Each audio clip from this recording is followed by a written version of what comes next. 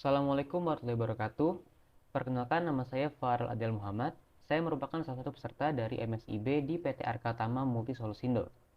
Pada kesempatan kali ini, saya akan menjelaskan bagaimana cara kita bisa menggunakan salah satu advanced tool dari PHP, yaitu Gazelle.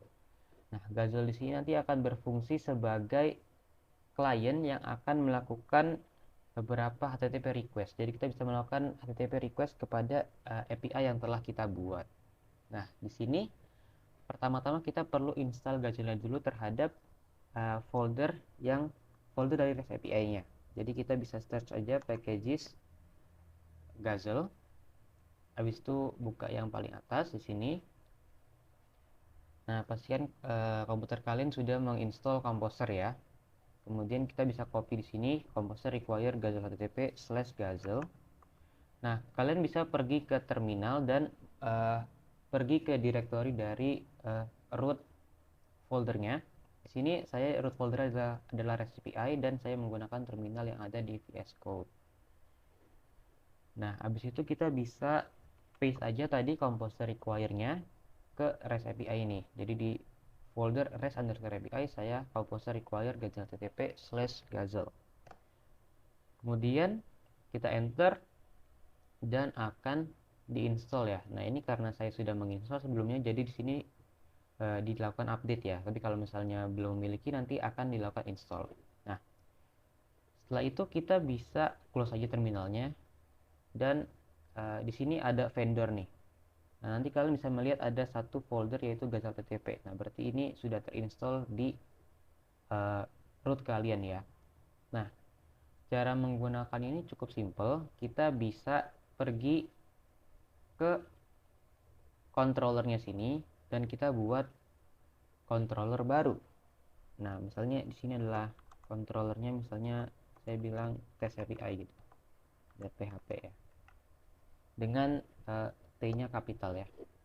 Nah, seperti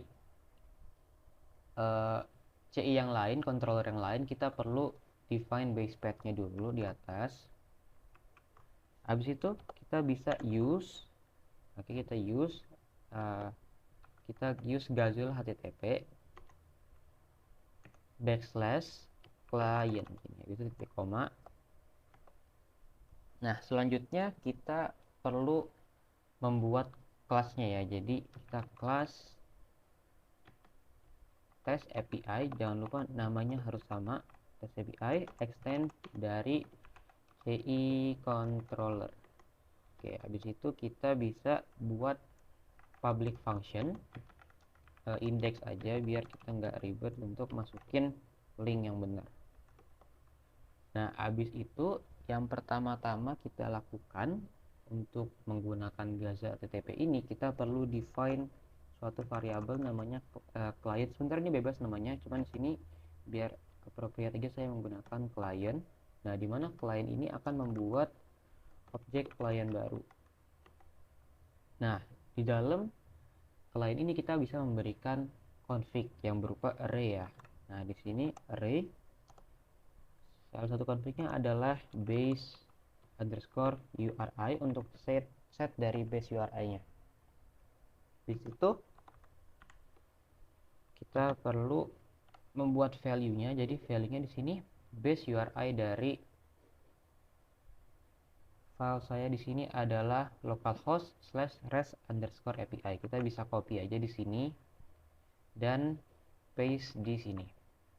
Oke, sekarang kita udah punya kliennya. Nah, jadi kita ingin mendapatkan respon. Jadi kita merupakan klien dan kita ingin mendapatkan respon dari API-nya. Jadi kita membuat variabel response biar enak dibaca. Habis itu responsnya ini berupa, jadi kita client, habis itu kita melakukan request.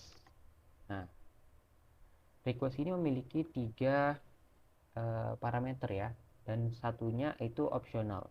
Nah, yang pertama itu adalah metode dari requestnya. Kita di sini ingin melakukan get misal dan URI-nya. Nah, ini adalah endpoint dari API-nya ya. Jadi kalian API-nya tuh di apa gitu.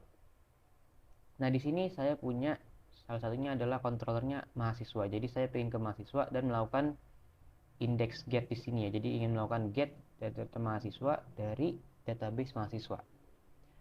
Jadi saya di sini bisa menuliskan mahasiswa gitu.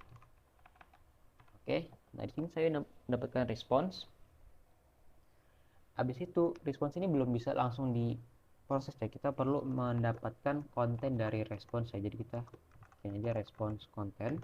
Nah, respons konten ini kita perlu merubahnya menjadi associative array. Jadi caranya kita perlu JSON decode ya. Nah, yang di decode itu adalah dari response kita mendapatkan body-nya, habis itu kita juga mendapatkan kontennya gitu. Nah, nanti ini akan dapatkan konten dari responsnya, tapi itu masih berupa string dan kita bisa membuatnya menjadi associative array menggunakan JSON decode dan boolean true di sini ya. Bisa titik koma. Nah, untuk tes aja kita bisa vardam dari respons kontennya. Sekarang kita cek ya. Jadi udah kita save, kita di sini ada localhost /res_api, terus kita ke test_api. Nah, kita bisa lihat di sini responsnya ini berupa suatu array ya, array dengan lengthnya 3, ada status, ada message, dan yang terakhir ada data. Nah, data ini merupakan yang pengen kita ambil gitu, data mahasiswanya. Jadi kita bisa coba lagi aja di sini di vardamnya response content, kita ambil datanya aja gitu. Jadi yang key data kita mendapatkan nilainya. Nah, di sini udah berupa 5 array dengan length 5, yaitu dari data mahasiswa yang terdapat di database. Oke, jadi karena ini kita merupakan sisi klien, jadi kita perlu menampilkannya ke dalam views. Nah, jadi di sini saya sudah menyiapkan salah satu file dari views, yaitu student_list, di mana fungsinya akan membuat tabel dari data-data mahasiswa yang terdapat di dalam database. Nah, ini saya sudah membuat headnya yaitu ID, nama, name, jenis kelamin, dan nomor HP, dan saya melakukan for each untuk setiap studentnya. Nah, karena itu kita perlu ya untuk membuat data, menyiapkan data untuk dimasukkan ke dalam view tadi. Jadi kita bisa membuat data dengan key student. Nah, value-nya adalah student. Nah, tapi kita belum punya nih studentnya. Nah, caranya gimana? Jadi student ini kan tadi ada dari data ya, data dari response content. Jadi kita cek dulu if isset dalam kurung response content data. Jadi response contennya ada datanya. Kita bisa set variable student itu sama dengan response underscore content data. Oke, kalau misalnya tidak terdapat data tersebut, kita bisa set studentnya menjadi empty array aja.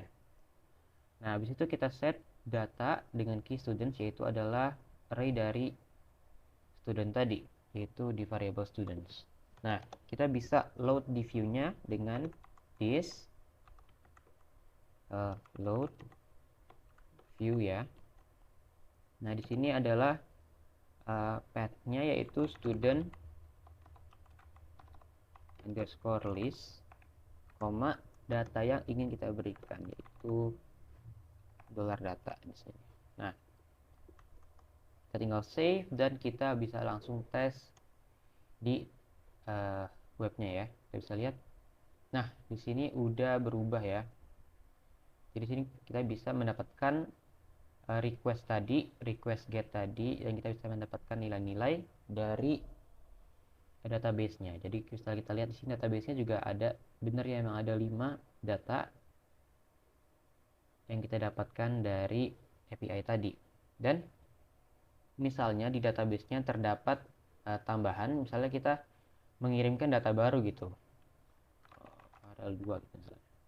Kita mengirim data baru, berhasil masukkan data mahasiswa ya. Nah, kita bisa lihat database-nya juga terupdate ya. Oke nih, sudah ada ID yang ke-6.